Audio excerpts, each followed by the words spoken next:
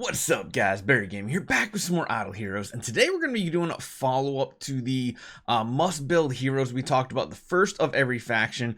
A lot of people are like, yeah, Barry, we already know about the first heroes to build. What about the second heroes in specific factions, or what heroes do I build after I clear all those sea lands, or who to help with those sea land clears? So today we're going to do kind of like a mid-game overview, talk about what heroes in each faction are worth building and why they are, whether they're tenants, support heroes for different types of game modes, things like that. One thing I'm probably going to leave out of this is PvP viability overall, because overall, if you're in the mid game, you should really not be caring about PvP, really. It's a whale, it's an end game thing. PvP is a side game in this game now. It used to be like the penultimate, like you'd always go for the best PvP team. Now it's like, well, there's so much PvE content, who cares about PvP? So hopefully you guys enjoy this one. Let's jump right into it.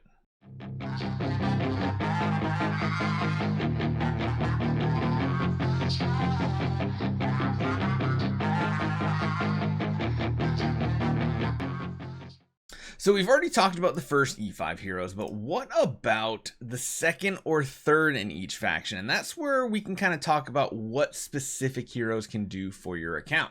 In the Shadow faction, there's not that much. Besides the heroes we already talked about, which are mainly these three here, Tix, Eloise, and Ithaqua, there's really no need building more than one of them on an account typically, with the exception if you do pick like Eloise or Ithaqua as your first E5, you could build Tix as a second.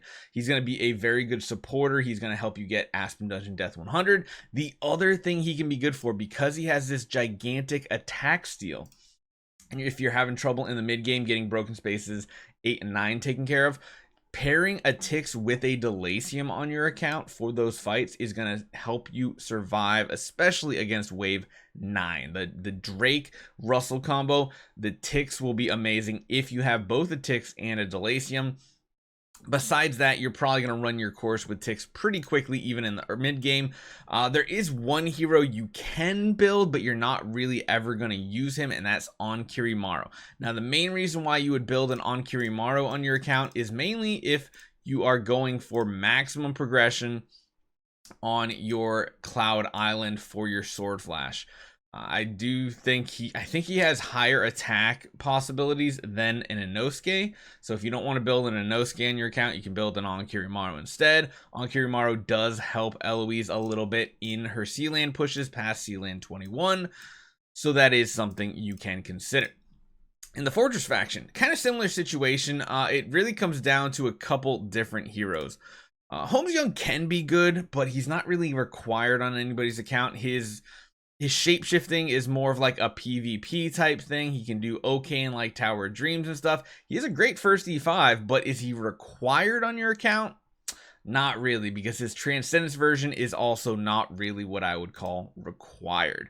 The two heroes that I would say the most would be Inosuke and Fiona. More so Fiona. Sherlock can be good for Sealand pushes and of course for PvP with that Magic Stone Sword. The health swaps, kind of insane. But in reality, if I had to pick one support hero to build from the Fortress faction, it would most definitely have to be Fiona. Her shielding is great.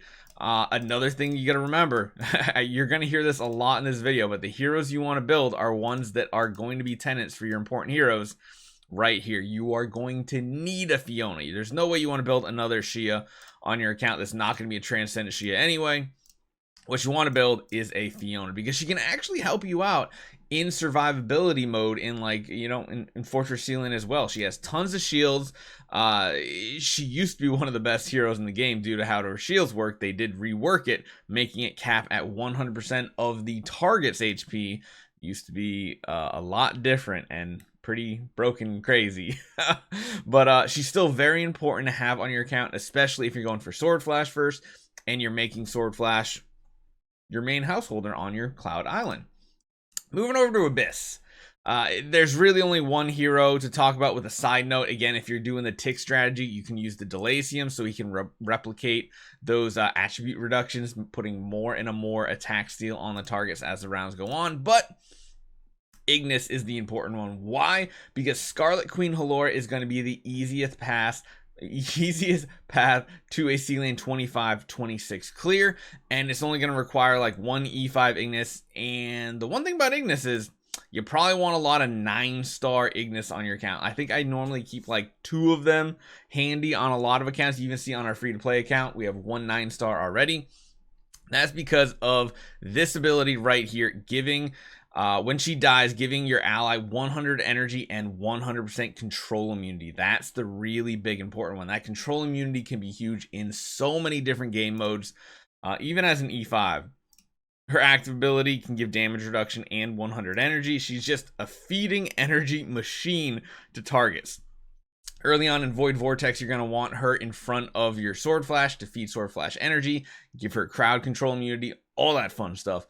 Ignis is hands down probably the best supporter from the entire faction. Besides that, not really much to talk about.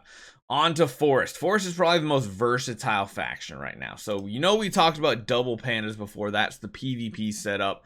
You can use them in some PvE content like Tower of Dreams, but for the average player, I wouldn't really recommend going for Xiaoho too early. He is very good with your Fairy Queen Vesta for sea lane clears, but overall, not that impressive. The 2 you want to stick with is probably 1 Olivia on your account. She can be a super helpful hero on your account. And Rogan.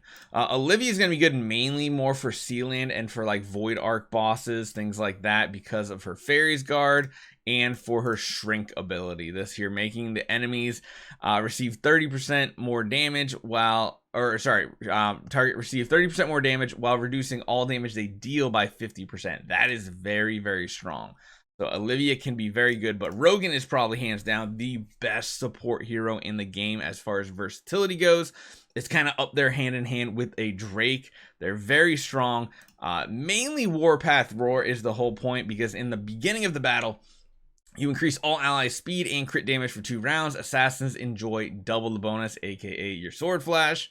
When the round ends, increases all allies' attack and crit for 2 rounds. Assassins, again, enjoy double the bonus. So you can get them really fast, really good. And then on a side note, you also have an active ability that gives Bloodthirsty to your teammates, your allies, basically giving them more damage and healing, which is just, since he's come out, he's been like one of the best heroes in the game. He's not like a damage dealer per se, although his damage is not insignificant. He can do quite a bit. So Rogan, very good. Olivia, a nice side hero. Heartwatcher, you know, you might want to build like a 10-star for PvE content. Eventually in E3, maybe E5. It's up to you. The new hero, Freya. Hard to really pass a great judgment on her just yet. We'll have to see how her Transcendence hero is in 2 weeks. But overall, she's an okay supporter. Not as good as I was hoping she was going to be, but she's a ranger. She's kind of this mix between a support hero and a damage dealer. Doesn't really fit in the current meta. Now, Dark Faction probably overall have the most support heroes in general. Again, if you did not build Drake as your first E5 in the Dark Faction, immediately build him as your second E5 in the Dark Faction. The defense down is just nuts. He's an assassin, so he synergizes with Rogans that you're going to have on your account. Drake is a must-have hero on your account, no matter where you are on your account. But there are 2 other heroes that are kind of important, mainly for Vortex pushing to get through like Defier and Vanquisher. There's 2 support heroes that are really good, Amun-Ra and Carry. Carry's mainly because of the energy drain and the fact that she can revive. Removing the energy from the enemies means a lot less damage incoming. And similarly, Guardian Shadows from Amun-Ra's active abilities are huge. She has a chance to petrify the targets, which is a nice little bonus. But mainly that offsetting 100% damage coming in and turning into a heal for your ally. Very strong. The other thing is the healing charm. If you ever come across Ignis heroes on the enemy side like Tower of Dreams, Amun-Ra is going to melt her face, and any enemy whoever else gets the healing curse. The healing curse is absolutely amazing. It bypasses pretty much everything in the game, like Unbending Will, every one of the new features. Like healing curse is like ridiculously strong in this game. Absolutely nuts. Beyond that, I wouldn't really mention any other ones. Forces is more of a fringe hero that you build. And then we come to the light faction.